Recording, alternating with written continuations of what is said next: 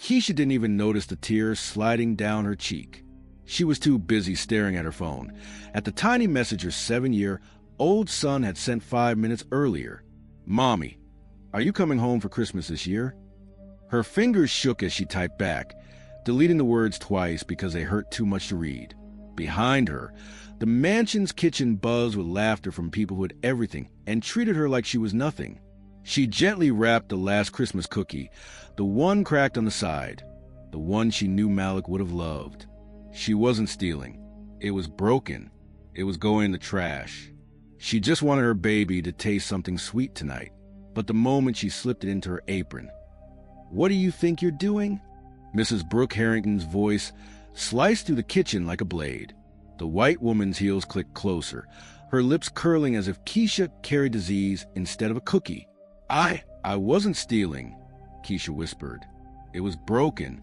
I thought maybe you can take trash from a millionaire's home because you're used to it."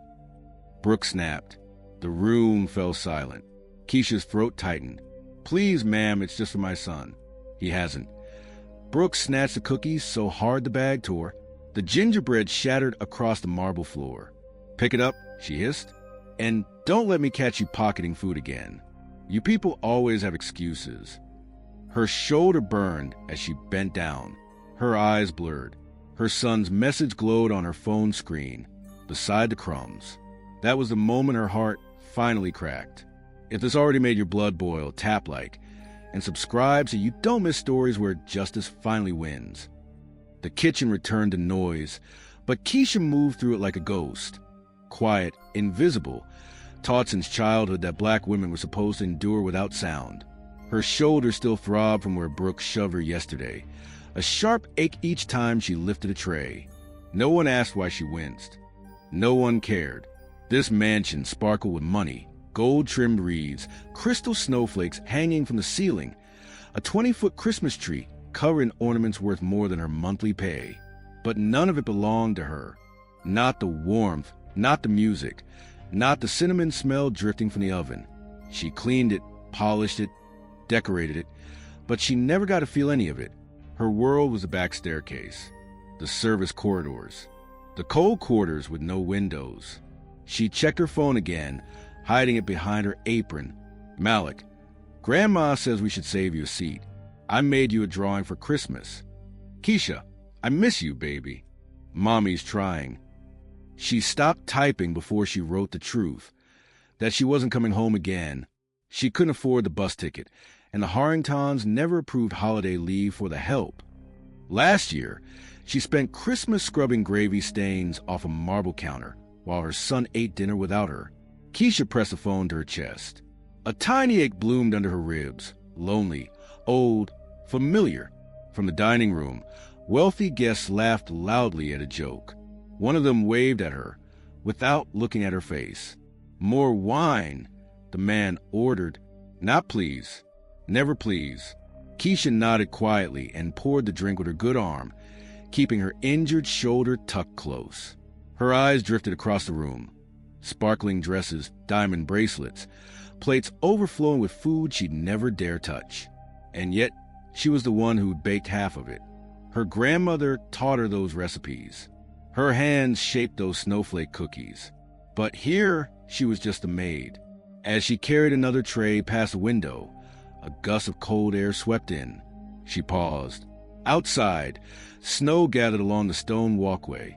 Soft, peaceful, untouched. A whisper escaped her, without meaning to. "I just want one Christmas with my son." She didn't know someone on the second-floor balcony heard her. Someone who wasn't supposed to be there. Someone who would change everything. The party stretched late into the night, and with every passing hour, Keisha felt her body giving out. Her feet ached. Her shoulder pulsed with a deep, stabbing heat. But the Harringtons didn't believe in breaks. The help rested only when the rich finally stopped needing things. Brooke's voice cut through the hall again. "Keisha, you're moving too slow. These plates aren't going to carry themselves." Keisha swallowed the pain and lifted a heavy tray of hors d'oeuvres with her good arm. She kept her eyes down, the way workers were expected to. But halfway across the marble floor, a guest bumped her elbow, carelessly drunk not even glancing back. The tray tilted. The pain shot through her injured shoulder like fire. Her knees buckled. A single grape rolled across the floor. Just a grape, but it was enough. Brooke stormed forward as if Keisha had spilled hot oil on a guest. "Are you kidding me?" she snapped. "Can't you even carry a simple tray without causing a scene?" Keisha felt every face turn toward her, every whisper, every judgment. "I'm sorry, my shoulder," she tried to explain. "Oh, please," Brooke scoffed loudly. "Here come the excuses. First you try to steal food, now you're dropping it? Do you want to be fired tonight?" Her words echoed across the room. A few guests smirked into their glasses. One woman leaned toward her husband and muttered, "Standards have dropped. They'll hire anyone these days." Keisha's breath hitched. The humiliation crawled up her spine like cold water. Brooke stepped closer, voice low but full of venom. "You're lucky we even let you near this party. Clean it up and get out of sight." She shoved Keisha's shoulder. Not hard enough to knock her down, but hard enough to make pain tear through her arm. Keisha gasped quietly and sank to her knees. She picked the lone grape off the floor with shaking fingers. One grape, one mistake, and they acted like she committed a crime. Her vision blurred as she fought tears. Not because of the pain, because she thought of Malik, alone at home, wearing faded pajamas, probably waiting for her call. She whispered to herself, barely audible, "I'm so tired. I just want to go home." A shadow moved at the far end of the hallway. Someone paused, watching, listening, but Keisha didn't notice. She kept her head down, scrubbing the floor long after it was already clean, trying to hide the tremble in her hands. Tonight wasn't the first time the world treated her like she didn't belong, but it was the first time someone quietly witnessed it. Keisha slipped away from the noise once the guests moved to the ballroom. She found an empty corner near the linen shelves, where the scent of laundry soap felt safer than the perfume-filled air outside. Her shoulder throbbed deep under the skin now, every pulse a reminder of Brooke's shove. She exhaled shakily and pressed a hand over her eyes. For one moment, just one, she allowed the mask to fall. "Mama, are you coming home?" Malik's tiny voice echoed in her mind. Her chest tightened. She pulled out her phone again. No new messages. Her son had probably fallen asleep waiting for her. Keisha leaned her head back against the cold wall and whispered to the empty room, her voice cracking with the weight she'd carried for years. "I wish I could share Christmas with my son just once." The words trembled into stillness. Soft, private, never meant for anyone to hear, but someone did. Footsteps stopped just beyond the corner. A slow inhale. A shifting shadow stretching across the marble. Keisha froze. She hadn't heard anyone approach. She didn't know who stood there. A guest, a worker, someone ready to scold her again? Silence stretched, tense and fragile. For a heartbeat, it felt like the house itself was listening. She wiped her eyes and straightened quickly, forcing herself to look busy, to look strong, to look invisible. But the presence didn't leave, didn't speak, just listened. Someone knew. Someone had heard her wish, the one she had never dared to say out loud. And that unseen listener was going to change everything. If this happened in front of you, what would you do? Tell me in the comments. I read every single one. And if you stand for fairness, hit subscribe. Keisha barely slept that night. Workers were allowed to collapse onto their thin bunks only after every glass was polished and every crumb swept. By the time she lay down, her shoulder pulsed with a hot, heavy ache, and her eyes burned from holding back tears. But just before dawn, something strange happened. When she entered the kitchen for the morning shift, the room was silent. Too silent. No broke, no orders, no barking voices accusing her of moving too slow. Instead, taped neatly to the refrigerator door, was a white envelope with her name handwritten across the front. Keisha Williams. Her breath caught. Nobody here ever called her by her full name. Hands trembling, she opened it. Inside was a short note, written in a clean, steady hand. "Pack a bag. You're going home today. Driver arrives at 7 a.m. 2 weeks paid leave. Merry Christmas."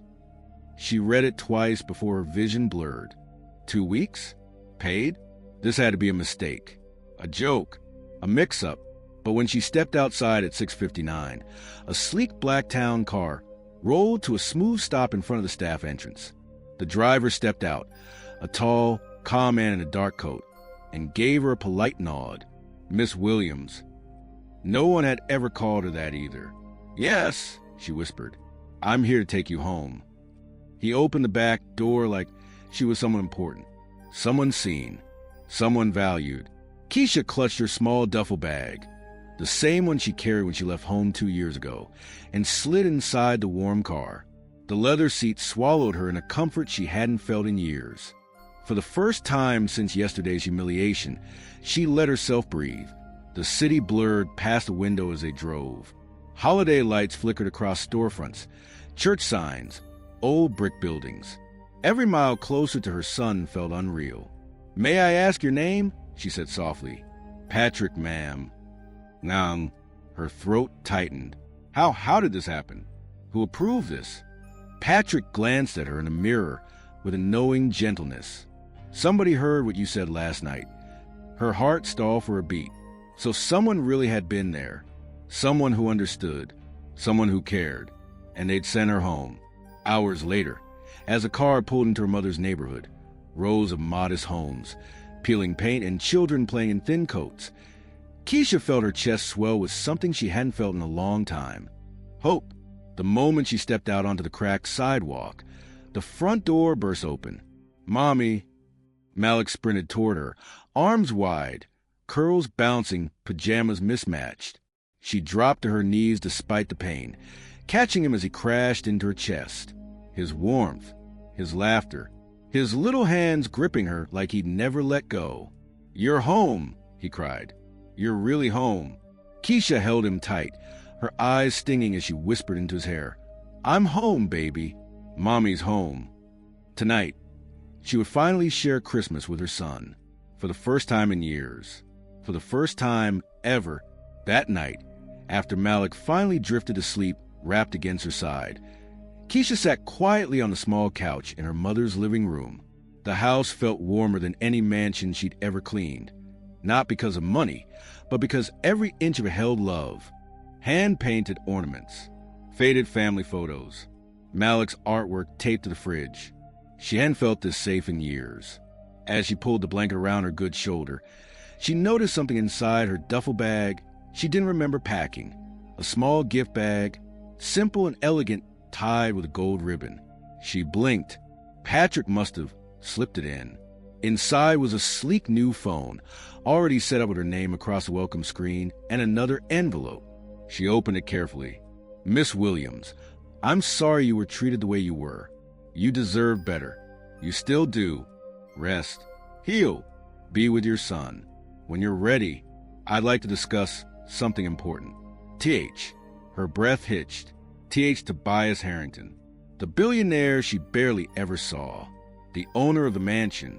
The man no one thought noticed anything outside his world of polished floors and perfect parties. He was the one who heard her. He was the one who sent her home.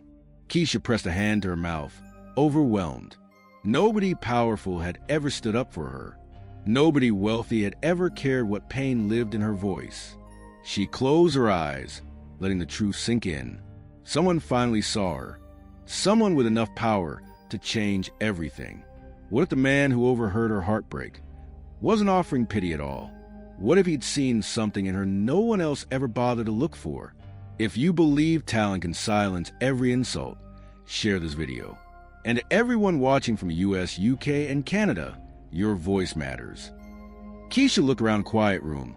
The chipped paint, the flickering lamp, the tiny Christmas tree Malik had decorated with paper stars. Nothing expensive, nothing fancy. But this was home, her home. And now someone like Tobias Harrington, a man from a world she'd only served, never belonged in, wanted to talk to her. About what? Why her? She didn't know. But for the first time in her life, the future didn't feel like a locked door. It felt like a key. She glanced at Malik sleeping peacefully, one hand curled under his cheek, breathing soft and steady. Maybe, she whispered to herself, Things can really change. She didn't know it yet, but that whispered hope was about to become something much bigger. The next morning, sunlight pushed gently through the thin curtains, laying soft gold across the kitchen floor. Keisha stood by the stove, stirring pancake batter with her good hand, while Malik danced circles around her legs. His laughter filled every corner of the house, bouncing off walls that hadn't heard joy like this in a long time. Her mother, Lorraine, leaned against the doorway with a tired but proud smile. "Feels right having you home," she said. "It feels unreal," Keisha admitted softly. "I keep thinking someone's going to call and tell me it was a mistake." Lorraine stepped forward and cupped her daughter's cheek. "Baby, sometimes blessings come quiet. Doesn't mean they ain't real." Keisha looked at her mother's hands, worn, cracked, strong. The same hands that raised her, fed her, held her through the hardest years. She leaned into the touch, letting it ground her. After breakfast, Malik showed her every drawing he had made while she was away. Rockets, trees, a stick figure of him holding her hand. "This one's my favorite," he said proudly. 2 people, one big heart between them. Keisha pressed her lips together to keep them from trembling. "It's mine too, baby." Later that afternoon, she stepped outside for air. The winter sun was soft, not harsh like the fluorescent lights of the mansion. Kids played up and down the street. Someone grilled chicken 2 houses down.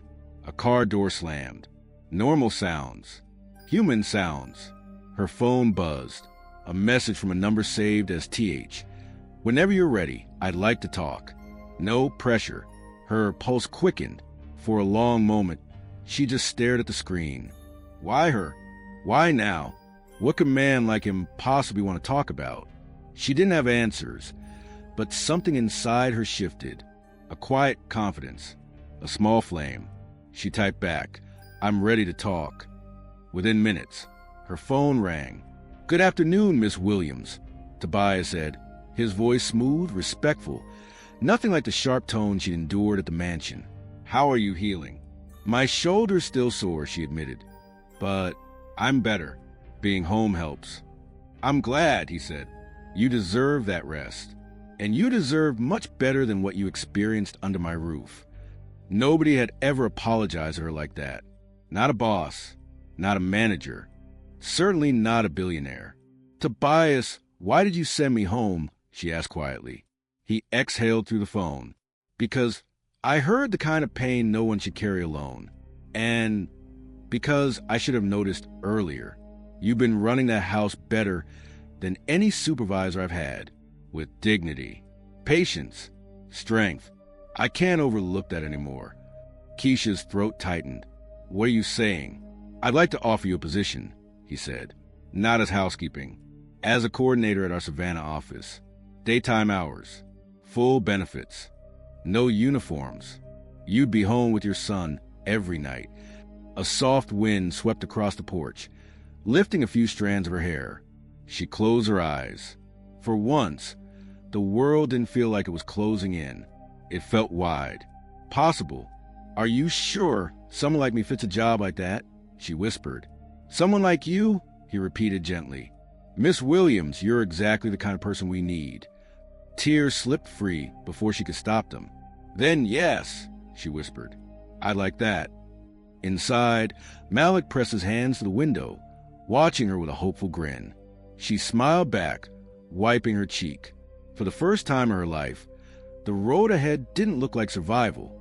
It looked like a future, a real one, and she was finally walking toward it, not as a maid, not as someone overlooked, but as a woman seen, heard, and finally free.